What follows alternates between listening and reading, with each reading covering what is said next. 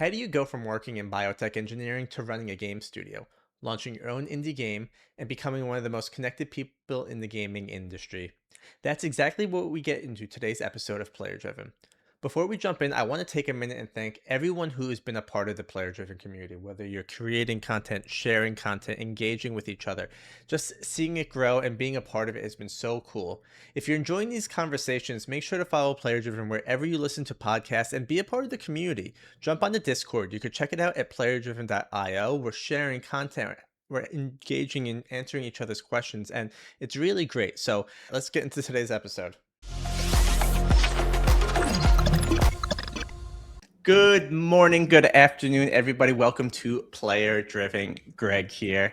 Today, we are joined by Renee Gittins. She is the studio founder of her own studio, Stumbling Cat, but she's also had such a cool background. She had multiple stints at the IGDA. She's worked at Phoenix Labs Vancouver, and now she's even writing a book to add on to a whole list of things that she's been doing. And she's also kind of Reddit famous, and we're going to poke a lot of holes into all this, not holes, just learn some more. And Renee, thank you so much for joining me today. How is your day going? It's an absolute pleasure to be here. Today's going really well.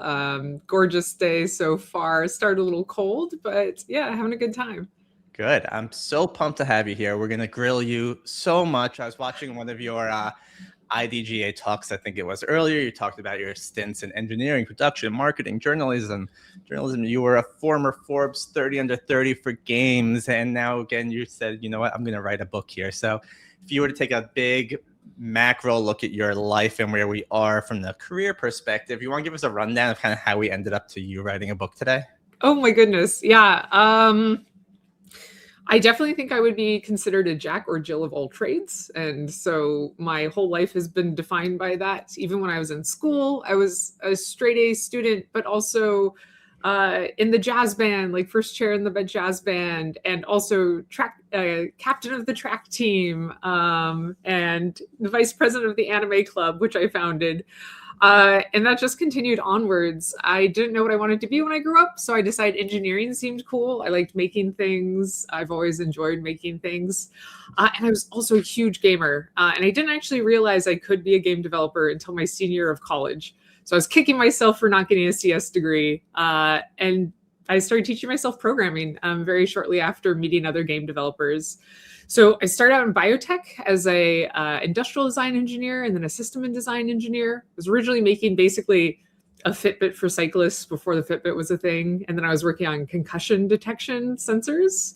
And then at that company with concussion detection, I swapped over to the software team, started doing their full stack, and even ended up making some mini games because my CEO knew my passion for game development and knew that doing a lot of these initial concussion, like mental health standardization tests, unfortunately, their acronym is SCAT.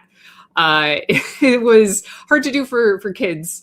And so I made some games for doing that while I started networking games, moonlighting in games. I joined a team as a producer for their engineering side.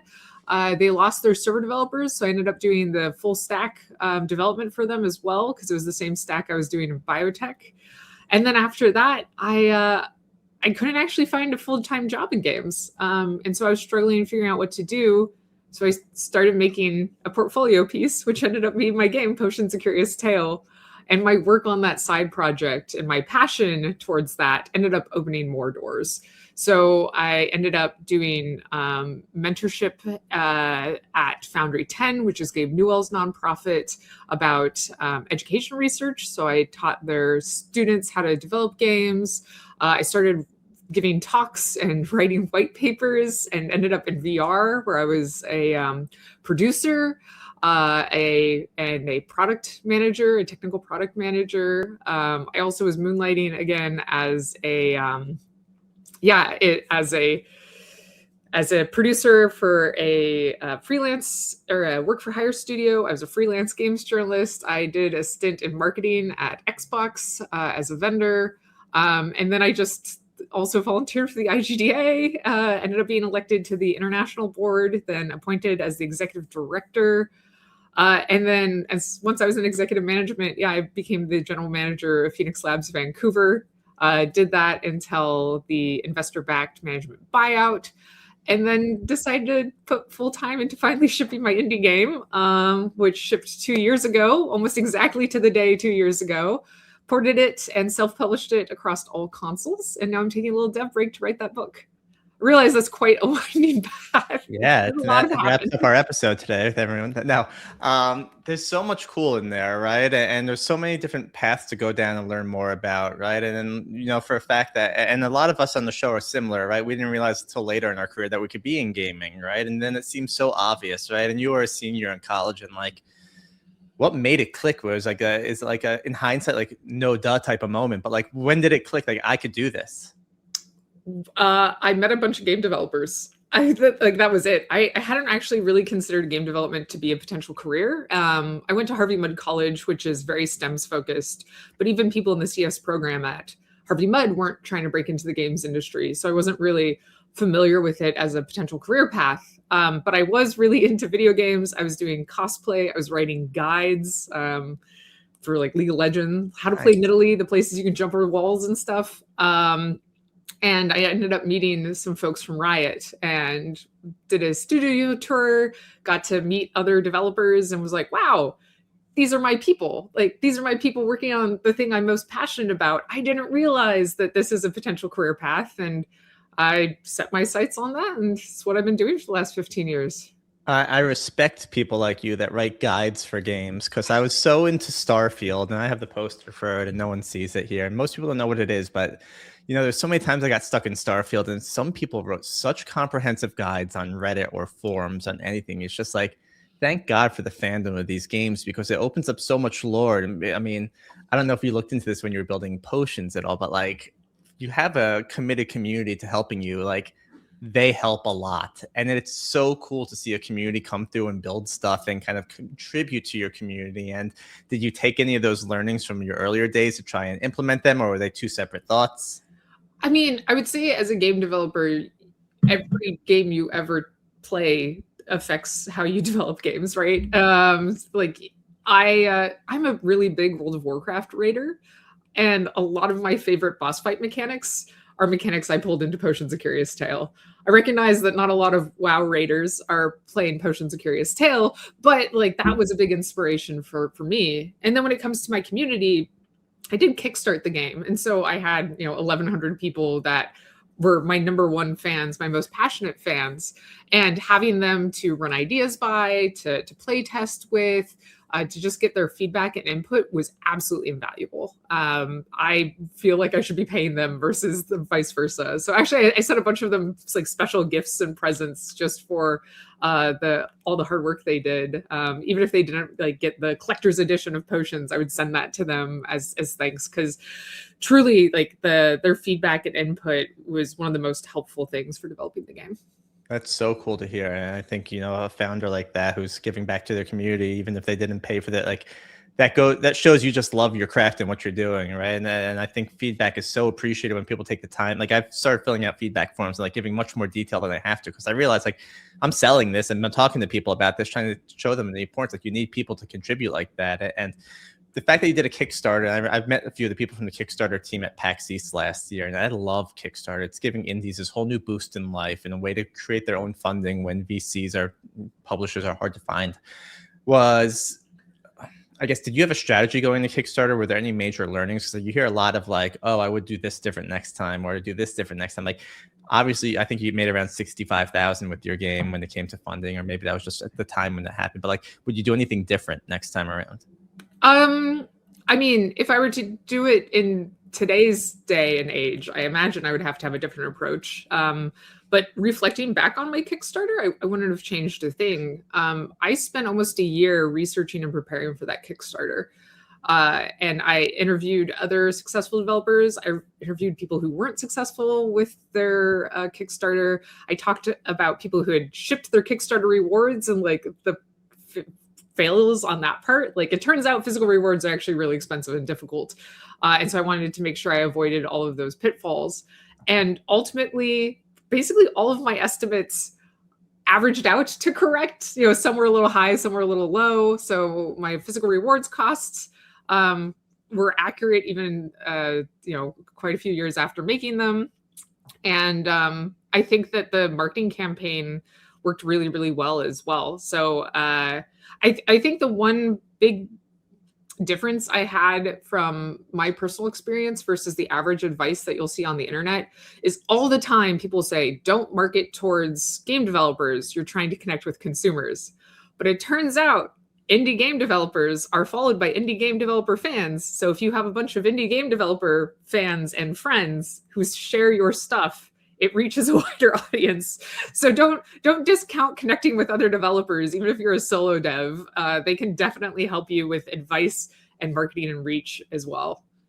That's a great point. That's something I struggle with, right? I think understanding who your audience is and trying to create the right content to engage with them. Because I'll often have people tell me, Greg, the people you're selling to are the people that work at studios. They're still interested in game stuff. I don't know why people are always like, oh, you shouldn't be putting game footage up there because you're trying to sell B2B type of stuff. Well, the people you're selling to are game players, right? If you're an indie game developer, odds are you're playing these games as well, right? Like you got to scratch both sides here. And I think if you're making it too far one direction, you miss that whole other audience of people who might just want to play the game or be a part of it. And I think that was a smart approach. And I also just like the way you interviewed people. I did that recently for an event I was hosting. I was like, you know what, before I host my own event, let me talk to people that go to events and figure out what they want to do. And I think you feel, at least I felt silly the first time asking it, but you get such valuable feedback from these people. You're like, again, in my mind, in hindsight, it's like these no duh moments. But if you don't talk to someone beforehand, you're going to make that same mistake that someone else made historically. Absolutely. And I think that's where most new developers really fail, is they fail to lean on both the feedback from other developers that they can benefit from, that advice, and they also tend to be a little sensitive to critical feedback from fans. Whereas once you've been doing this for a while, you're like, please criticize my game so I know what to improve. Like you really want that critical feedback. I see so many early developers who act a bit defensive around feedback from their communities. And certainly while you have to take it with a grain of salt, it is invaluable to have people who are willing to tell you what they think can be improved about your game.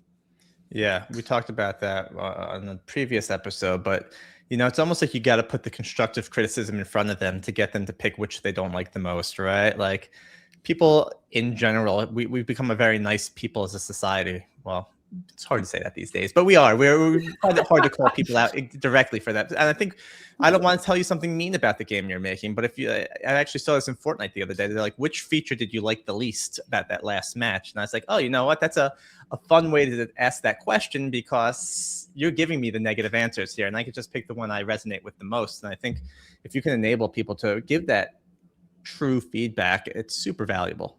Absolutely. Something you also have a unique perspective on is the different types of roles that exist in a studio. And every studio is going to be a little different. A producer here might be different than what a producer here, or same with production, same with marketing. Through your time, did you learn there's a role you like the least? Ooh, interesting question. I guess I don't really enjoy marketing, which is funny because I think a lot of people consider me quite successful at that line of discipline. I think that marketing is particularly challenging and can be draining in ways that other things are not. I think game design and marketing honestly are very similar, but game design, you always feel like you're doing something for someone, and marketing, like, yeah, you're trying to connect with people and you're trying to get a game that they will like to them, but it feels like a little not scummy. There's bad reactions to marketing, right? Like if you go on Reddit and talk about your game, you are likely to get negative reactions as much as you're to get positive reactions, just because people don't want you to like market to them. And I think that is particularly challenging. I will say that one of the reasons I have tended towards leadership roles is because I get frustrated by bad management, basically. And if you're the manager, the only bad management is yourself. And so that is probably one of the reasons why I've ended up more in production and management than other roles. It's not because I love it the most, but I feel like it reduces the most amount of pain than any other role that I can for myself and my team. And that's why I tend to be drawn towards it. I find, it's one thing being an engineer, which I absolutely love, and it's another thing making all the engineers happy because they have clear directives, which is something I've done for a lot of my career. Is it safe to kind of say kind of the sales side of marketing you don't like? Yeah.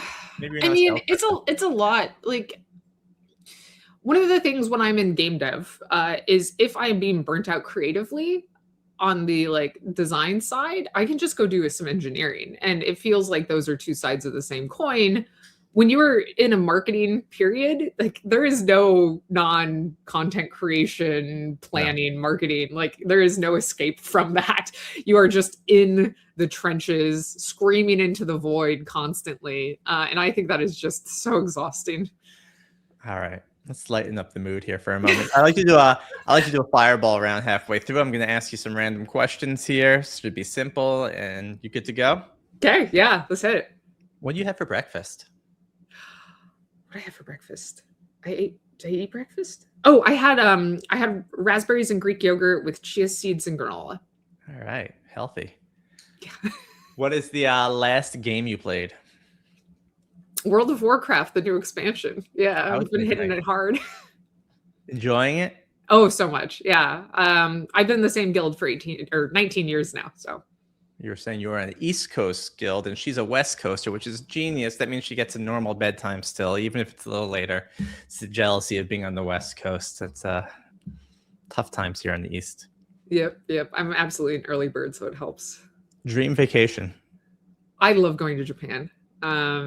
Yeah, I would say Japan, hitting the three major cities, but also like going out to a ryokan or onsen in the mountains somewhere, and like maybe a smaller place like Morioka. Nice. What is the last book or show you binged watched?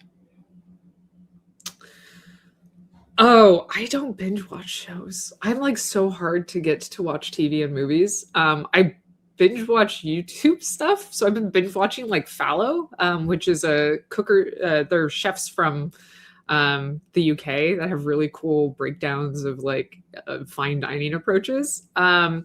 For books, I've been mostly reading self-help books to help with my own book. So How to Be Enough is really good. It's targeted at perfectionists. And so my best friend recommended it to me, and I've recommended it to my husband to read. So that's a really good read if you have imposter syndrome and perfectionism. Here we go. We'll have a link to it in our show notes here. And last question is, if you were to go back to school, college, university, what would you learn to study there that you didn't the first time around? Computer science. Oh, God. Yeah, I definitely would have gotten a CS degree. I almost changed my major my sophomore year to CS, and I thought I was too far behind. I think I would have had a bit easier of a transition into games if I had actually gotten a CS degree. Sometimes the easy way is not the way to do it, you know? Yeah. Everything happens for a reason. I think if I wanted to be really hardcore, I'd have gone to DigiPen and got an RTIS degree, which I think is probably the best degree you can get for game development. Nice. Let's talk about career advice in general, because on one of the videos I watched of you, you talked about the best advice you have to give to someone is network with people from within your profession. And I think that's super important. I think, I didn't start scratching my LinkedIn itch until about 2 years ago. It was like, then you reach out to these friends and colleagues and other people you learn over these years, and it's great to catch up with them. And I realized there's a lot of power in staying in touch with these people you talk to. And in this game dev world, there's a lot of introverts. How do you, and maybe you were never an introvert, but how did you overcome kind of those social fears of talking to people, getting out there and pushing yourself, or what tips and tricks do you give to people? Yeah, I would say I lean relatively introverted. I'm sort of like my dad. My dad, I call him the most charismatic introvert I know. He will not leave the house unless you force him to, but he is wonderful at interacting with people. I would say this is where kind of like pushing through and grit comes in a bit, right? I would say that the best way to put yourself out there is to put yourself out there, and to recognize that at worst you're a little awkward. It happens. People will forget about that instantly. So as long as you're not like rude, like really rude, or treating people in a like romantic manner or something when you shouldn't be, you're good. It's like hard to mess up. We're all nerds who like nerd things, and we all like video games, so it's pretty easy to just like break the ice with that. I've noticed that when I go to a networking event where I don't know people stand in clusters. It can be hard to break into one of those clusters, to do so with a funny or like even absurd icebreaker, and everyone will laugh, and then you'll just be in that cluster talking with folks. When I was breaking into the industry, I would do this awkward thing, honestly, where there'd be a group of people and I would stand until I caught someone's eyes, and then I just smile and wave, and they would smile and wave back because that's what humans do. And then people would notice that they were waving at me. They would open up the cluster, and I would start introducing myself to people, including the person I just waved at. Everyone would be very confused for a second, and then they'd be like, "Oh, that's funny. That's how you broke into the conversation. That's great." And easy writing from there on out. So I use that excessively, and now I know thousands of people in the games industry. So highly recommend that if you can get away with it. Just smile and wave. No, it's great. I think to your point, we're all in the gaming industry, and there's one common topic we could all talk about and have a conversation about, and it's the industry we're in. It's a blessing and a curse at the same time. And I think like wear a fun shirt, carry around a plushie. Like something that's a conversation starter will make it easier for you. So you'd be like, if I just carry this around, people will talk to me like, "What's that?" I'll be like, "Oh, this is Helios from my game," and bam, like I don't even have to break the ice. So enable yourself. Do things that will help people start conversations with you if you're scared to do conversations yourself. In your new role of author, you're mentioning kind of reading other books, getting ideas, getting insight. Are there any other new things or lessons that you're teaching yourself that you weren't kind of prepped with beforehand, kind of like aha moments? Yeah. There's a lot of learnings about structure and flow, about my own creative headspace as well. Figuring out, when I should be editing, when I should be like drafting outlines, when I should be creating content. So, I'm very familiar with my game development flow. I'm a little less familiar with my writing flow, and I've been figuring that out. And then the next big thing I am going to pursue is how to do beta reading, how to do beta testers for your reading, how to set that up for success. I'm familiar with how to do it for play testers. And now I want to make sure that I'm using the best techniques for that for readers. And I'm probably just going to listen to Brandon Sanderson's lectures on that, because that man is a gem and provides so much of that information. I'm sure I can just find it online. He pumps out books like no others, and they're all high quality books. And he has a whole free lecture course online and additional talks too. So if you're interested in writing, he's doing fiction, of course, but I'm sure that there's a lot of valuable information there. I know Mistborn, I think Amazon signed it to make games. I don't know who signed it. I know someone did. I'm just like, all right, this will be interesting. We'll see where we go from here. He has the most sci-fi approach to magic and fantasy. I love it. Yeah, me too. It was all his books. They're great readings. You also went viral on Reddit. You've dealt with what we might say are some of the nastiness, but probably also some of the best experiences on the internet. And I'd love to, if you can give a high level to our listeners, kind of how that happened and what did you learn from it? Yeah. So I've been viral several times on both Reddit and other platforms. Most recently, I did an AMA as part of r/gaming. They allow verified AMAs, so you have to contact the mods and get verification before you set it up. And you also have to have a secondary verification of your posts. So posting on your personal social media account, like, "Hi, I'm Riku Cat hosting an AMA on r/gaming." I am, of all the platforms of which I market in or on, Reddit is the one that I actually consume content on. So for me, it is a very natural space for me to be in, which means when people start throwing down references and memes in the questions, I can respond in kind, and that gets you a lot of credit. So when people are making references to the like, "Potion seller, I need your most powerful potion," I can respond in kind. They made reference to another AMA where a movie star wanted to talk about his movie and everybody was asking him questions about other things. So Rampart? Rampart or whatever. Yep, it was the Rampart. Yeah. Rampart. Yep. So I was able to joke back with that. And I think that all platforms want to see that you are part of the community, that you're not just using it for marketing. And so the more that you're able to be one of them, really increases the positive reception. Now, there were people who were like, hey, like you're not supposed to do marketing on Reddit. Technically, you're allowed to do 10% of your posts and comments as marketing. I did get mod approval, and actually the mod stepped in for me when that person was complaining, because I have a Reddit account that's 14 or 15 years old with like half a million, more than half a million karma. So like it's clearly not just some random dev self-promotion. It's like I'm part of that community, which definitely helped with the positive reception. And so yeah, that got, I think, several million views, as well as previous posts on game dev, gaming, other things during my various launches. I one of the lessons you just actually mentioned is something that's gone through my head recently. Is because I wrote about it, but like you didn't.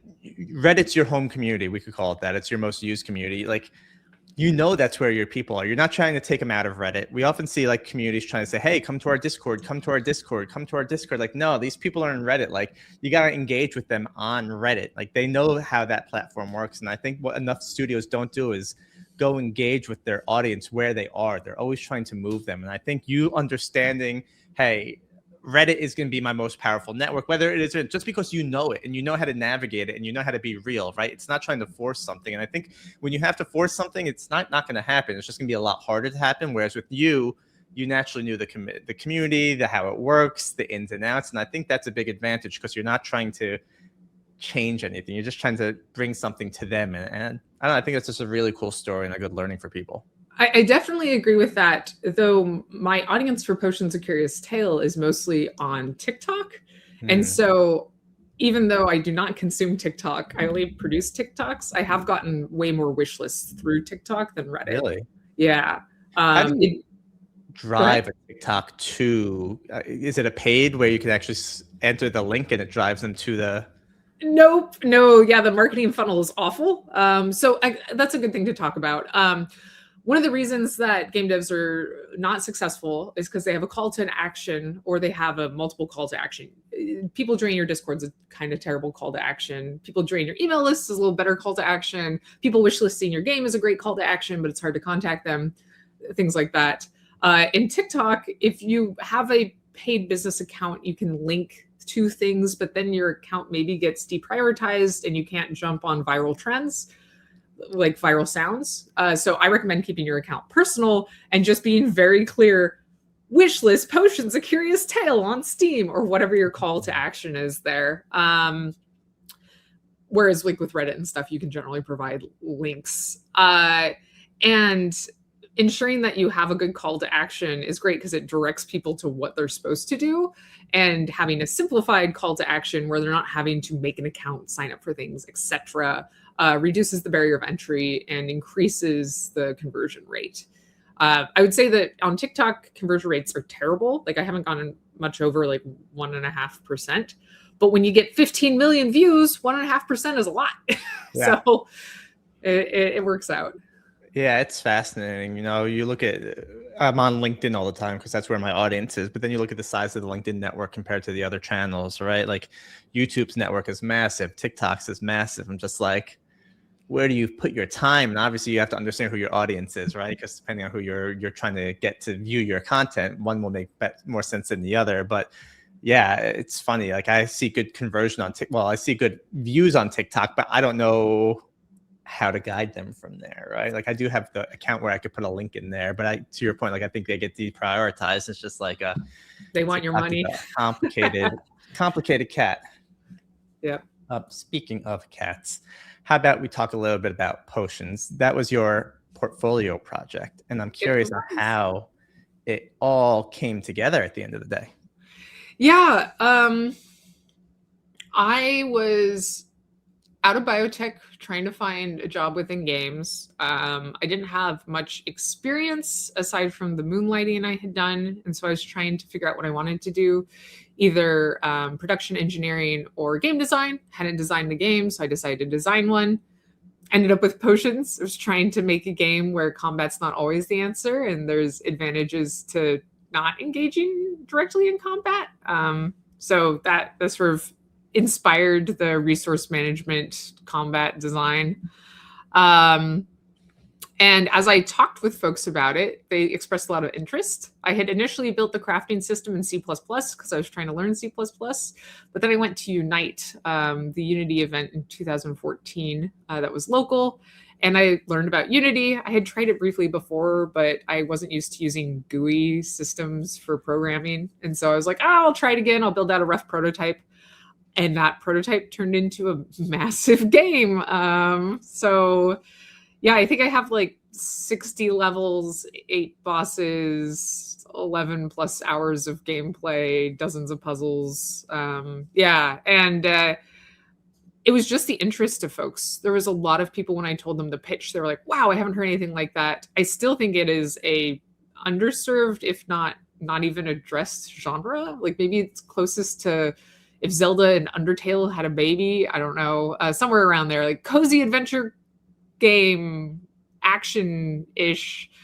And the Kickstarter was actually my confirmation that it was commercially viable. I was ready to make it a super side project if it wasn't, but the Kickstarter was successful, and so I knew that there was at least enough of an audience to put my love and care into it. But I ultimately didn't treat it as a necessarily profitable venture. I treated it as college 2.0. So I made sure that my main priority was creating a good game and getting a lot of learnings out of that process, not out of making profit. And so making profit was a nice benefit at the end. It was not something that I counted on. This is I think it's a weird question or not, but did you enjoy that experience? Do you want to create another game, or did you realize that, hey, I don't love the full process, I love parts of it? Oh, I love the full process. I will say the next game that I'm planning to work on is going to be a project I'm doing with my husband, so we get to share the burden there. And because I hate marketing, one of the things we're doing is making built-in virality sort of like one of the core features, so we don't have to do as much marketing. So we're treating streamers as like first party supported within the game itself, so we have to do less marketing. So I'm looking forward to that because I could just focus more on the game, and hopefully marketing will just happen magically. If you build it, they will come, right? No, it's I've seen a lot of games recently building out different ways to automatically implement streaming and things, just loops. I mean, I guess you could build it into a gameplay loop and say, hey, I don't know, it'll be interesting to see what you're doing. I'm curious also to see how well, as a husband and wife team, it works out well. He did help me with the controller implementation, localization implementation, and porting for potions. So we have proven that we can work together without any serious violence. So I hope that that will continue to be the case going forward. When it came to porting, and I know nothing about this world, right? Was it easier or harder than expected? Was it exactly what you thought? I would say the technical side was easier than expected. As a single player offline game, there were a lot of things that we could avoid. I would say that the publishing side was harder than expected. I had done some like publishing management previously, but going through that whole process on multiple platforms it's a slog. It is, there's so much paperwork, so much reading, so many systems that you have to interact with. I would say that the interaction with the publishing side probably took up 10 to 20 times as much time as the actual technical side of porting. Wow, really? Yeah. It's funny because you always see, like, and you said it was Unity, right? Like, yeah, Unity makes it really easy, honestly. Yeah, like you always say, oh, it could be anything. Just turn on the platform and it's good to go. I'm like, oh, not all right. not that Never easy. works. Yeah. Never works like that. It makes it look like it's a click of a button. Maybe if you don't have any saves, like maybe if you have like a so like a proper like roguelike where you lose all progress, maybe that would be a little easier. But if you're interacting with their systems at all, there's definitely stuff that Yeah. they would do. I would say that if anyone's looking to do that, look at the Microsoft system, because they use the same, basically the same thing for Windows as they do for Xbox. So you can explore what it's like without having to have a registered developer account with their ID at Xbox program through their publicly available resources, which is not available on the other platforms. I have two more questions for you, and if you have any as well, you can let me know and we can tee those up. But the first one I have is, you said you grew up and you were into gaming, you were into all kind of these activities as a child. Was there a specific game growing up that was like your hook that really drew you to this industry and be like, I want to do this? Well, like I said, I didn't know until college that I could do this. Mm-hmm. But the game that changed my view of games was the original Half-Life.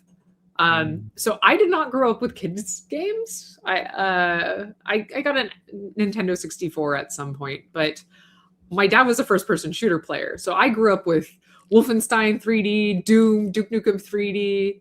And then the original Half-Life came out, and it blew my mind. Like the immersive story, like puzzles that made sense in the world, this sort of like progression through these different environments. That really, really charmed me. So the original Half-Life just completely changed how I viewed video games and them as a medium, and just that made me go from games are toys to like games are media, like games are life. So yeah, that definitely was my fall into love with Awesome. gaming. Yeah, it's Yeah. horror games are all the rage right now, and I wish I was more into them. They're just not. I'm too chicken.